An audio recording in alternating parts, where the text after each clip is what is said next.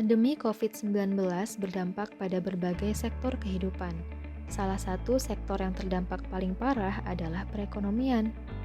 Pada akhirnya, fenomena kemiskinan yang semakin tinggi membutuhkan perhatian juga kerjasama antara pemerintah dan masyarakat untuk memulihkan kembali perekonomian Indonesia.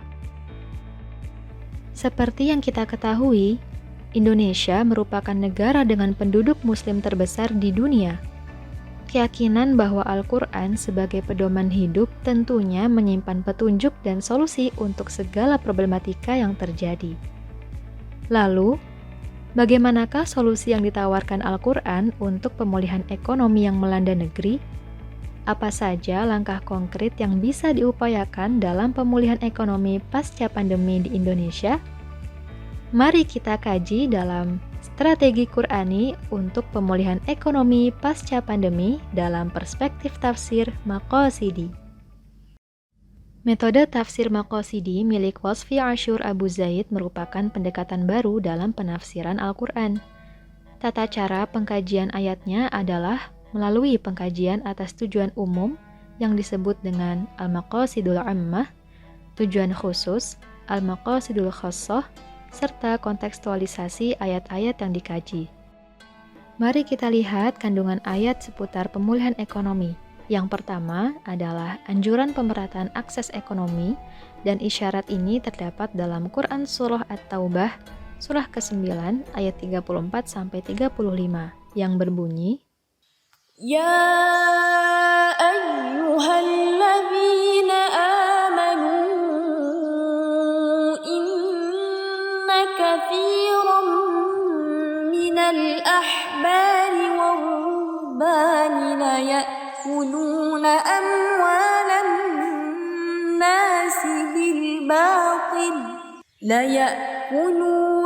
أموال الناس بالباطل ويصدون عن سبيل الله والذين يكنزون الذهب والفضة ولا ينفقونها في سبيل الله فبشرهم بعذاب أليم يوم يحمى عليها في نار جهنم فتكوى بها جباههم وجنوبهم وظهورهم هذا ما كنزتم لأنفسكم فذوقوا ما كنتم تكنزون.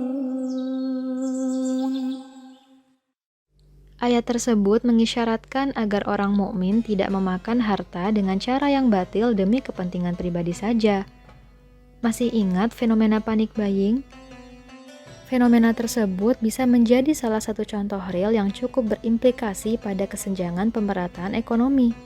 Tahukah kamu, karena pada dasarnya harta siapapun adalah milik bersama yang harus beredar demi menghasilkan kemaslahatan. Berikutnya adalah ayat tentang redistribusi zakat. Isyarat ini terdapat dalam Quran Surah At-Taubah ayat 60 yang berbunyi, إنما الصدقات للفقراء والمساكين والعاملين عليها والمؤلفة قلوبهم وفي الرقاب والغارمين وفي سبيل الله وابن السبيل فريضة من الله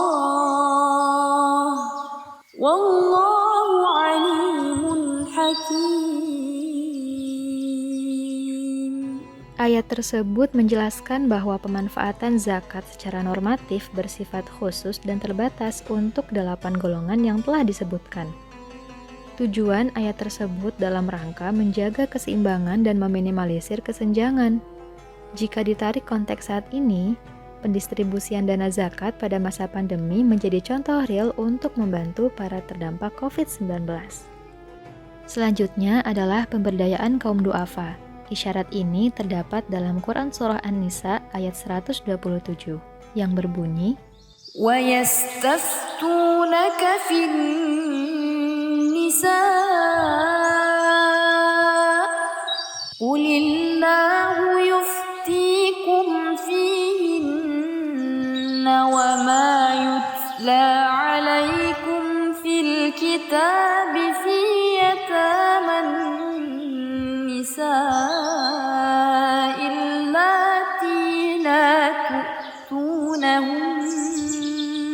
اللاتي لا تؤتونهن ما كتب لهن وترغبون أن تنكحوهن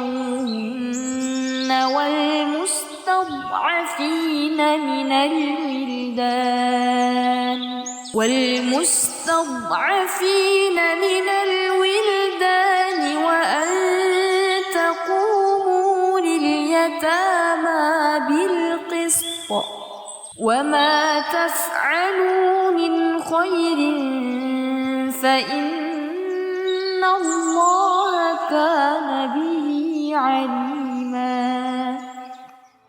Ayat tersebut berisi tentang anjuran menjaga dan memberdayakan kaum yang lemah agar tetap terjamin dan mampu bertahan hidup, khususnya dalam menghadapi situasi ekonomi yang pelik. Selain itu, ayat tersebut juga memberikan peluang kepada orang mukmin agar saling mengisi, melengkapi, dan tolong-menolong dalam segala urusan kehidupan. Dalam hal ini adalah menolong kaum du'afa yang khususnya lemah secara ekonomi. Maka, strategi Qur'ani yang bisa diterapkan adalah membudayakan semangat tolong-menolong, membangun semangat berbagi melalui ziswaf, dan membuat serta menghidupkan lapangan pekerjaan. 3 poin ini merupakan Quranic strategi yang sejalan dengan implementasi dari ayat Al-Quran yang sudah dipaparkan sebelumnya. Bentuk strategi tersebut didapati dari Al-Maqasidul Ammah, Al-Maqasidul Khassah, dan kontekstualisasi ayat yang berkaitan dengan pemulihan ekonomi.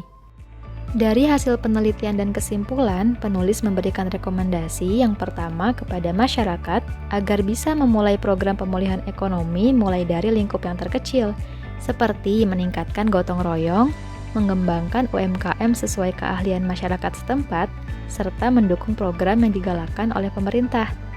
Yang kedua, kepada pemerintah agar meningkatkan, memperluas, dan mempermudah akses dana bantuan UMKM, serta percepatan implementasi regulasi tentang kewajiban ASN membayar dana ziswaf ke Basnas. Yang ketiga, tertuju kepada akademisi agar bisa melakukan penelitian lebih lanjut dengan pendekatan tafsir maqasidi, guna mendapat temuan yang lebih komprehensif untuk merespon berbagai permasalahan, khususnya dalam bidang perekonomian. Al-Quran menyimpan solusi atas segala permasalahan yang terjadi. Semoga penelitian ini bermanfaat dan turut andil sebagai peta jalan keluar dari krisis ekonomi yang melanda negeri. Semoga Indonesia lekas pulih kembali.